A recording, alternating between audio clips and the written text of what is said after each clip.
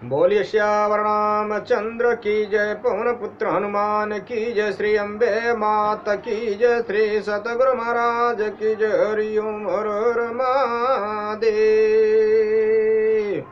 राजा राम राम राम सीता राम राम राम, राजा राम राम राम सीता राम राम राम, राजा राम राम राम सीता राम राम राम, राजा राम राम राम सीता राम राम राम, राजा राम राम राम सीता राम राम राम, राजा राम राम राम सीता राम राम राम, राजा राम राम राम सीता राम राम राम, राजा राम राम राम सीता राम राम राम, राजा राम राम राम सीता राम राम राम, राजा राम राम राम सीता राम राम राम, राजा राम राम राम सीता राम राम राम, राजा राम राम राम सीता राम राम राम, राजा राम राम राम सीता राम राम राम,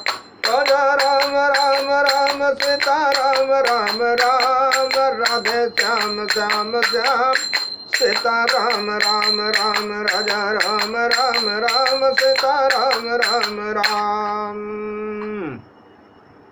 श्यावर रामचंद्र की जय, पवन पुत्र हनुमान की जय, श्री अम्बे माता की जय, श्री सतगुरु महाराज की जय। हरिओम हर हर महादेव। श्री राम जय राम जय जय राम, श्री राम जय राम जय जय राम। भगवान शंकर के आशीर्वाद से, प्रभु श्री राम जी के कृपा से, देवी माँ के आशीर्वाद से, सदगुरु के कृपा से, श्री भक्तमाल कथा भाग 246 श्री त्रिपुरदास जी की कथा है। श्री त्रिपुरदास जी की कथा है। आप लोग अगले भाग में श्री गोस्वामी विट्ठलनाथ जी की कथा को आप लोगों ने सुना, कैसे उन्होंने भगवान कृष्ण को बालक भाव से देखते थे, उसी प्रकार से भगवान भी उनको दर्शन स्पर्शन किए दिए। अब आगे आप लोग श्री त्रिपुरदास जी की कथा सुने। भक्त त्रिपुरदास जी गुसाई श्री विट्ठलनाथ जी के कृपा पात्र सदगृहस्थ संत थे। सियावर रामचंद्र की जय। आप ब्रजमंडल ला अंतर्गत शेरगढ़ के निवासी थे। आपका जन्म कायस्थ वंश में हुआ था और आपके पिता शेरगढ़ रियासत के यवन राजा के मंत्री राजमंत्री थे। इतना सब होते हुए भी आपकी प्रवृत्ति विषय भोगों की ओर न होकर प्रभु भक्ति की ओर ही थी। एक बार आप अपने पिता के साथ आगरा से आ रहे थे। मार्ग में श्री गोवर्धन जी में रुककर आपने श्रीनाथ जी का दर्शन किया। श्री ठाकुर जी का दर्शन करके आप ऐसे आनंद मग्न हुए कि आपने वहीं रुकने का मन बना लिया। पिताजी ने बार बार समझाया, परंतु इन्होंने घर जाने से इनकार कर दिया। अंत में वे अकेले ही घर के लिए चल दिए और आप श्री ठाकुर जी की मधुर झांकी के दर्शन के लिए वहीं रुके रहे। परंतु दुर्भाग्यवश कुछ दुष्टों ने आपके पिताजी को रास्ते में ही मार डाला। सियावर रामचंद्र की जय। यद्यपि यह अत्यंत दुखद समाचार था, आपको हार्दिक कष्ट तो हुआ, परंतु आपने इसमें भी भगवान का मंगलमय विधान ही माना। आप गृह परिवार आदि के बंधनों से मुक्त होकर केवल श्रीनाथ जी का दर्शन करते और उसी में आनंद मग्न रहते।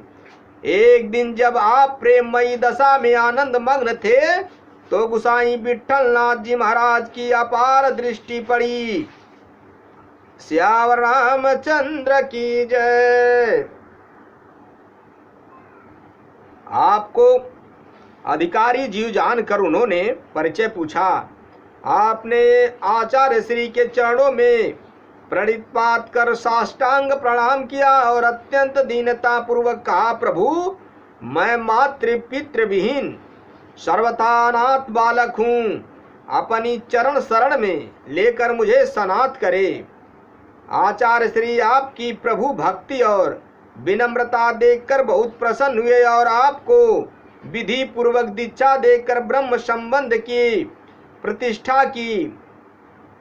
कुछ दिन तक आप श्री नाथ जी की सेवा में श्री गोवर्धन में जाकर रहे।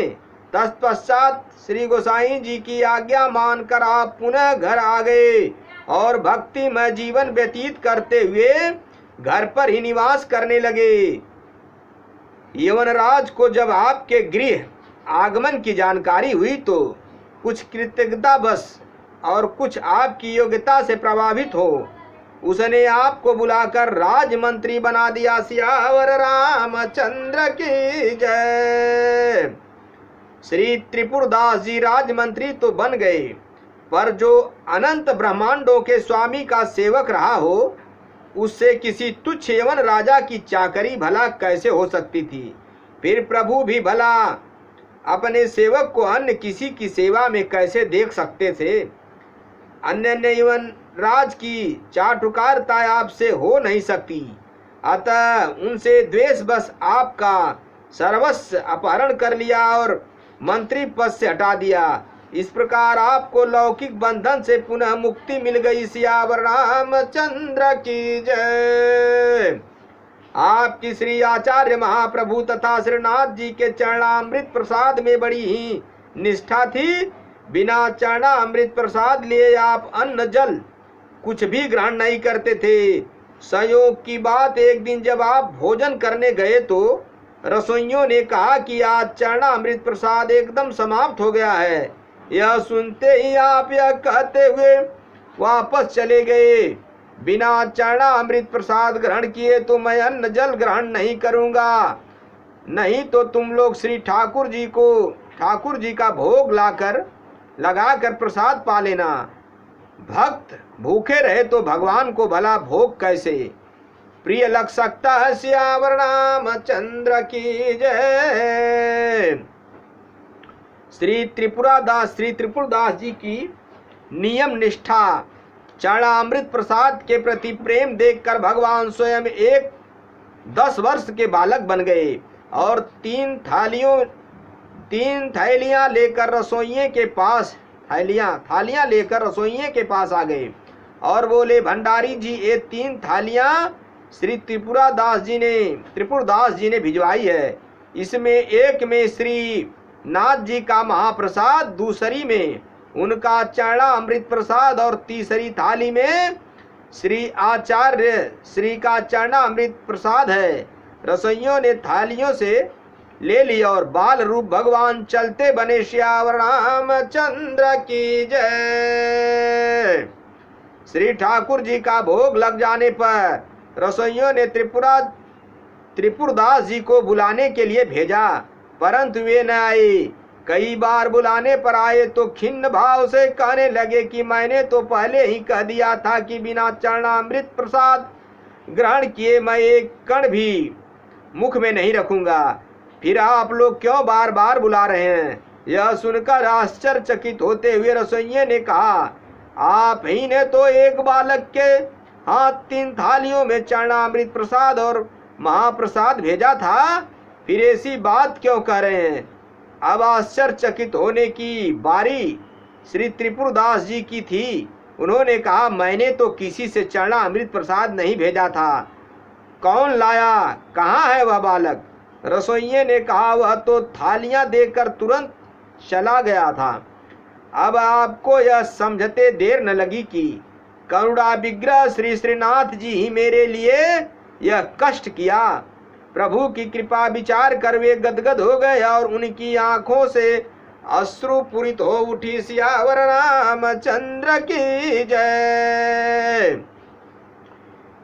श्री त्रिपुरदास जी ने ऐसी प्रतिज्ञा की थी, मैं प्रतिवर्ष शीतकाल में ठाकुर श्रीनाथ जी के लिए दगला अंगरखा भेजा करूंगा। तदनुसार अत्यंत ही बहुमूल्य वस्त्र का दगला सिलवाते थे, फिर उसमें सुनहले गोटे लगवाते थे और बड़े प्रेम से भेजते थे। यही कारण है कि इनका भेजा हुआ दगला श्री ठाकुर श्रीनाथ जी को अत्यंत प्रिय लगता था और गोसाई श्री विठलनाथ जी भी उसे बड़े प्रेम से श्री ठाकुर जी को धारण करवाते थे। कुछ कालों उपरांत इनका ऐसा समय आया कि राजा ने इनका सर्वस्व अपहरण कर लिया।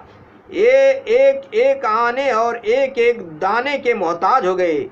इसी बीच शरद ऋतु आ गई। तब इन्हें श्री ठाकुर जी के लिए दगला भेजने की याद आई, परंतु सर्वथा भाव होने से श्री ठाकुर जी की सेवा से वंचित होने तथा प्रतिज्ञा भंग होने के दुख से इनकी आंखों में आंसू छलछल आए। एकाएक पीतल की एक दावत इनकी नजर में आई। फिर तो मानो डूबते को तिनके का सहारा मिल गया हो। इन्होंने मन में निश्चय किया कि इसी को बेचकर श्री ठाकुर जी की सेवा करूंगा। सियावर रामचंद्र की जय। श्री त्रिपुरदास जी उस दावत को बाजार में बेचा। उससे उन्हें 1 रुपया मिला। उस रुपये से इन्होंने केवल मोटे कपड़े का एक थान खरीदा। फिर उस कपड़े को लाल रंग में रंगा, परंतु फिर भी इनका साहस नहीं हुआ कि ऐसे साधारण वस्त्र को लेकर हम कैसे श्री गोसाई जी के पास जाएं। अतः उसे घर में ही रख लिया। सोचा था कि श्री गिरिराज की ओर से कोई आएगा तो उनके द्वारा भिजवा दूंगा। इसी बीच श्री गोसाई जी का के कोई सेवक अपने गांव में आया हुआ सहज ही दिख गया। फिर तो इन्होंने वह वस्त्र उस सेवक को देकर कहा कि आप इसे भंडारी जी को दे देना। यद्यपि यह वस्त्र श्री गोसाई जी के किसी दासी के भी पहनाने योग्य नहीं है, तो भी मुझ दिन की यह तुच्छ भेंट आप ले जाइए। परंतु एक बात का ध्यान रखिए, मेरी आपसे यह प्रार्थना है कि इस वस्त्र का समाचार श्री गोसाई जी को मत सुनाइएगा। सियावर रामचंद्र की जय। प्रियदास इस घटना का अपने कवित्व में इस प्रकार वर्णन करते हैं।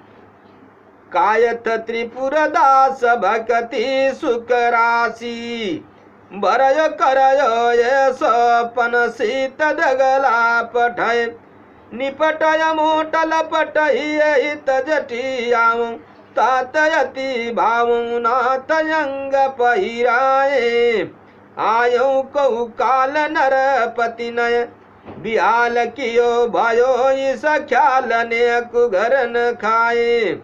वही ऋतु आई सुधी आई आँखी पानी भरी आई एक धृति दीठी आई बेची ले आयो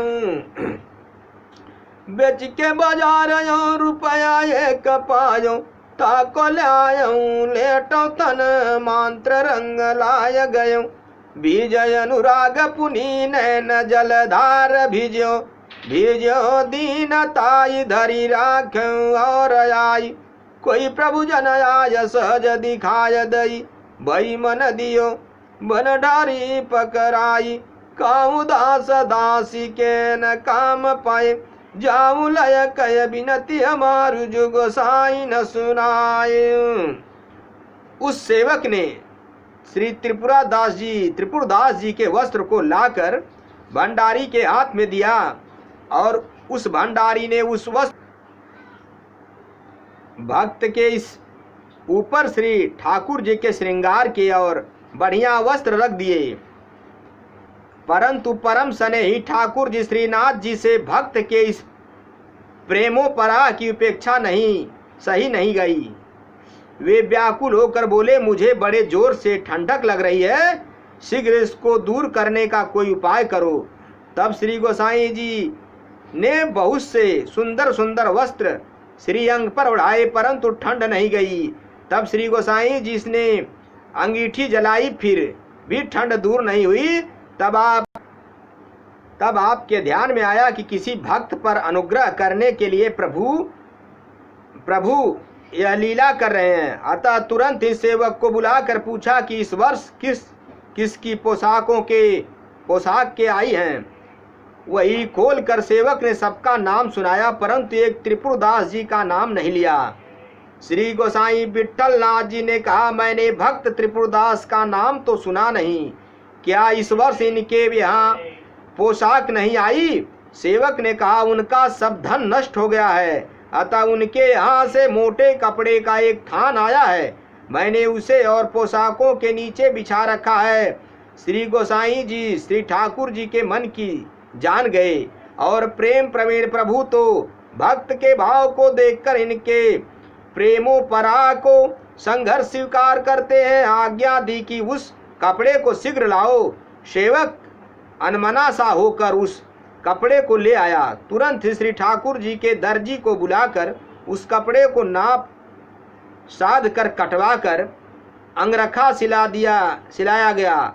श्री गोसाई जी ने तुरंत उस अंगरखे को श्री ठाकुर जी के श्री अंग में धारण कराया। जब श्री ठाकुर जी ने बड़े भाव से भरकर कहा कि अब हमारा जाड़ा दूर हो गया, सियावर रामचंद्र की जय। मेरे भाइयों, मेरे मित्रों, मेरे बंधुओं, ईश्वर सत्य है, जगत मिथ्या है।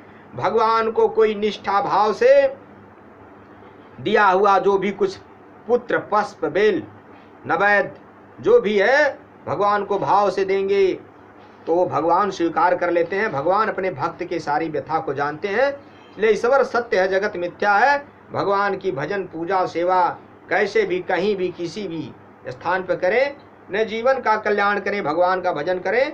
कथा विसर्जन होता सुनऊं, पवन कुमार राम लखन सीता सहित मुँह पर करऊं कल्याण।